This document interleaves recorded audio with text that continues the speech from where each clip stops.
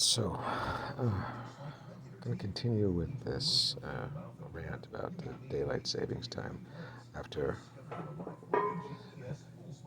I've changed my deadlift form in the past couple weeks. And, I've always been very hip and back dominant here as opposed to quad dominant, despite the fact that I do a sumo style pull. Um, so this is me kind of just hitting my fuck it moment. So, you know what? I'm going to try and keep everything stable. I don't want to round out my back and stuff like that.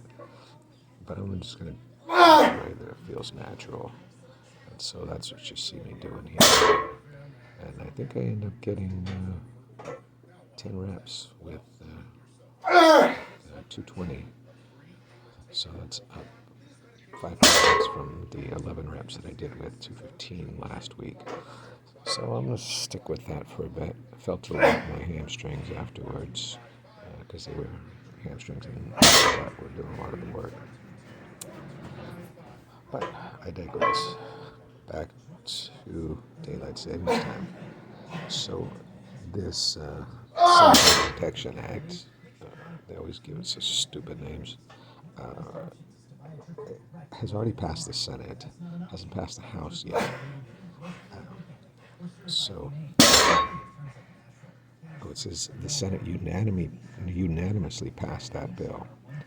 Proponents say that the extra daylight in the evening cuts down on car accidents and crime and increases opportunities for commerce and recreation, as people prefer to shop and exercise during daylight hours. However, research has shown both heart attacks and fatal car accidents increase after the clock falls forward in the spring. So I guess it doesn't cut down on car accidents, so maybe somebody should check the data before these idiots in Congress pass laws. I don't imagine that our fearless leader in the White House is also going to be a big backstop demanding more data. Children, so problem also, children end up going to school in the morning while it's still dark with disastrous consequences. I do remember back when I used to live up near Portland, Oregon, and I used to get to work real early. I was starting work at 6:30, but it would be maybe 8:30 or so by the time I saw the sun start to stream in through the windows, which is definitely past time when kids get to school. A lot of kids are in school by 8. My son right now is getting to school at 7:30. Well, he has to start at 7:30, so we're leaving the house by 7-ish. So this has been tried before. Richard Nixon signed a permanent daylight savings time into law in January of 1974. It was popular, but by the end of the month, Florida's governor, that's ironic, Florida's governor had called for the law's repeal after 8 school children were hit by cars in the dark. Schools across the country delayed start times until the sun came up. See, and that's less of an issue here in Southern California, but as you go up north, I can see that definitely becoming an issue. Hopefully somebody thinks about that. By summer, public approval had plummeted, and in early October, Congress voted to switch back to standard time, so it lasted 10 months. A similar backlash occurred when the U.S. first implemented daylight savings time in 1918 as a way to reduce demand for electricity usage by adding sunlight to the end of the day in response to World War I. Studies since have found little to no cost savings from the practice. So it doesn't actually save much electricity, apparently. The time switch was so unpopular that the law was repealed the following year. The United States has tried permanent daylight savings time twice before and ended it early. The UK tried it once before and ended it early. Russia tried it once. So did India and ended it early.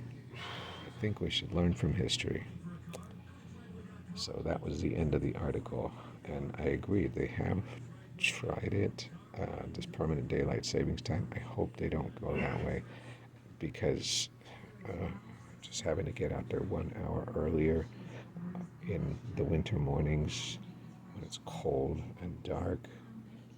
I leave the house before 6, and I'm riding my bicycle to work. And people say, oh, well, you're in Southern California. What do you care? It doesn't get cold in Southern California, but it actually does. Early mornings in Southern California, I mean, maybe to some Northerners and Midwesterners, it doesn't seem like much. But being out on a bicycle when it's 40 degrees outside is pretty chilly. And there is no windshield. And there's nothing but gloves protecting your fingers, which have no fat on them. So, count me in the camp for let's not do permanent daylight savings time. But if somebody wants to suggest a permanent standard time, I'll definitely be in favor of that. Okay, here I am, about to finish my workout, and I'll talk more about that later, how I'm trying to streamline some stuff in my workout to create more continuous tension on some of my exercises, the way that I do my drop sets. But signing off for now. All right, have a good day.